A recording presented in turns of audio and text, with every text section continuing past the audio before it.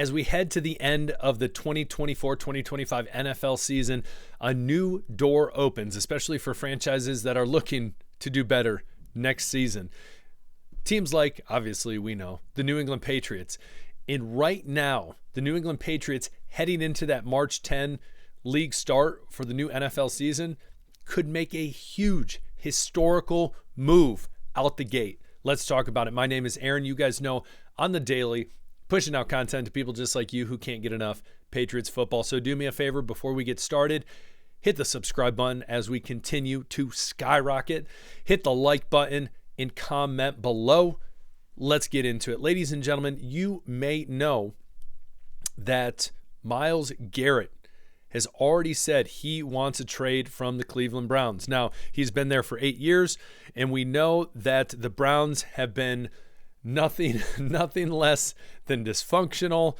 They have just been rough to watch, from the acquisition of Deshaun Watson, what the heck's even going on there, to really just trying to make a move into the playoffs and make a deep run. It just has not happened. Now, we know that Myles Garrett arguably is the best pass rusher in the NFL, a first ballot Hall of Famer, and he is saying, I want to leave Cleveland. Again, you look at the team, you're not surprised. Doesn't surprise me.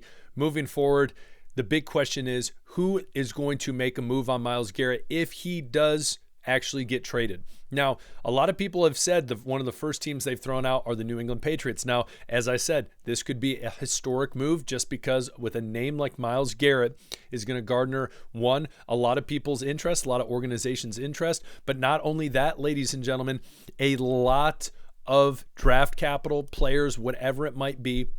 We're talking probably multiple first-round picks. Don't forget what Matt Stafford, the LA Rams gave up to get Matt Stafford. Again, multiple first-round picks.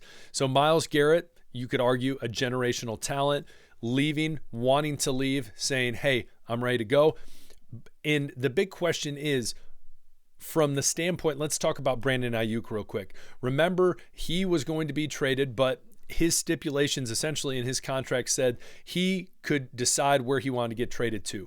Now, there was a trade between the Patriots and the 49ers. He eventually said, nope, don't want it. And so the question is, can Myles Garrett, does he have any say? Now, to the highest bidder, are the Patriots going to be willing to give up a lot for Myles Garrett? Now, Myles Garrett and Keion White would be a dynamic duo on the defensive line, especially bringing in this new look offense with a four-man front for the New England Patriots, courtesy of Terrell Williams and Mike Vrabel. Now, the question comes down to for the front office, are they going to be willing to give up a lot for someone like Myles Garrett for one player? Now, what's interesting for the Browns is, hey, there's been a lot of talk, and I'm going to jump back to this in a second, but this is relevant. There's been a lot of talk between reporters, executives, scouts, all these different teams, that as of right now, the betting favorite to go first overall is going to be Cam Ward out of Miami to the Tennessee Titans. That would mean the Cleveland Browns would have that next pick. That next pick, most likely, if they did get rid of Myles Garrett, I would assume would be Abdul Carter from Penn State, the edge rusher. Again, a lot of scouts have said generational talent. So looking at this whole picture, the Browns, what is going to be best for them? In an organization, and you're like, Aaron, this isn't a Browns channel. It's not a Browns podcast. Yes, that's true, but I'll get to the point in a second. For the Browns, how they're looking at it is, listen, what the heck do we have to do to get this train back on the rails? Is it under Deshaun Watson? Honestly, no, I don't think so. It's not Jameis. They're going to need a different quarterback. Is it possible they try to go out there and get someone like a Sam Darnold? Who the heck knows with Kirk Cousins? What is going on in Cleveland? What are they going to do moving forward? But if they see an opportunity with a team like the Patriots that say, hey, listen, we'll give you our first round this year, probably a first round next year, and then some other picks, who the heck knows? But again, they are going to have to sell a lot to get Myles Garrett. But that being said, looking at the Browns, what position do they see themselves in, especially going into next year? And are they going to be willing to say, listen, we're going to let this guy go, but we know we can acquire a lot more talent? So looking at it, what do you think? Is it worth the Patriots to make a move on Myles Garrett if he truly is being traded? Again, there's going to be talks. People are going to be flirting with this idea. I personally believe a team that is going to make one of the biggest moves is going to be the Detroit Lions. And the reason I say that, and I've said it before, is you look at that defense going into the playoffs, and it was absolutely abysmal. There was guys starting on that team who had been on the team for a couple days. It was rough. Aiden Hutchinson went down. He broke his leg against the Dallas Cowboys. They needed someone to step in or continue to put pressure on the edge, and they just did not have it. They brought in Zadarius Smith. He did well. He did okay, but again, it was a huge loss for the Lions when they lost Hutchinson. So trying to get someone like Myles Garrett, but again, the Browns could be going into this looking and saying, yeah, we're not going to trade him. We're not going to trade him. But Patriots, question, should they try to go for him? Should they not? Should they just focus on their rebuild and not to try to bring in someone else? Where you look at Myles Garrett, who's in his late 20s, I believe he is 29.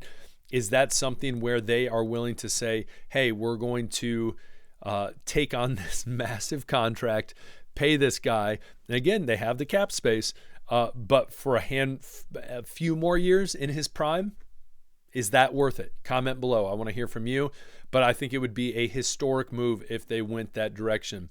Next up, we jump into the wide receiver role now. Todd Downing, someone who has a relationship with Mike Vrabel, who coached with him for the Titans, was the tight ends. There we go. He was the tight ends coach, then later elevated to offensive coordinator. He's been around the league. He's coached a bunch of different positions groups.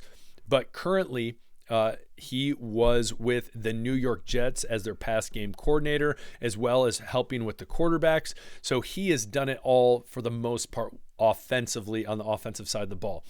Again, I thought that Wes Welker would have been someone that stepped into this role that I thought that the organization would have really liked. And that's possible that that's who they were catering to. But again, the whole idea is who's running the ship, and that's Mike Vrabel, and Mike Vrabel is going to get who Mike Vrabel wants, and I think that's the best case scenario.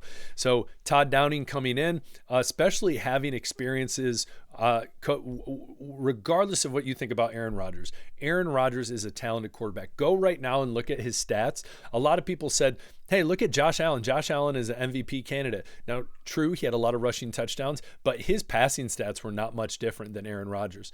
And Aaron Rodgers has said himself, a bad year for me is a great year for other people. I don't disagree. And who the heck knows what happens with Aaron Rodgers, but being able to have coached with a quarterback like that as well, coaching young wide receivers like a Garrett Wilson with the Jets, I think that's only good that he has that experience coming into New England, especially with this young core of wide receivers, especially receivers that we're questioning like Jalen Polk or Javon Baker. Do they have what it takes to continue to play for the New England Patriots? This past year did not prove it, but moving forward is Todd Downing someone who can hopefully resurrect? I know it was only a year in the league for him and a lot can change, but someone that can help really spur on those guys' career and make sure they're not draft busts. And so, again, I think it's a great hire by the Patriots.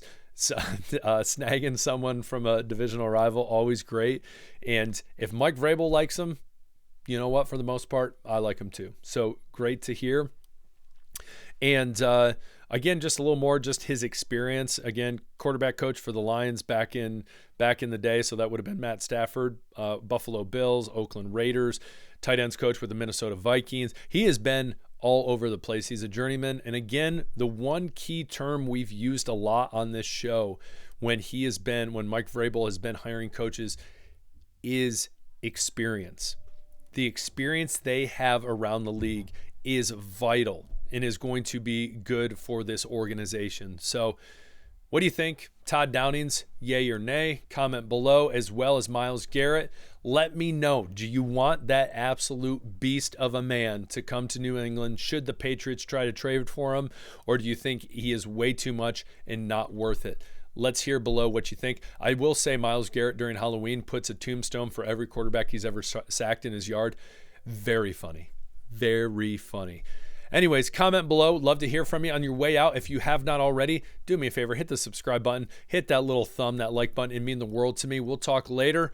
Peace.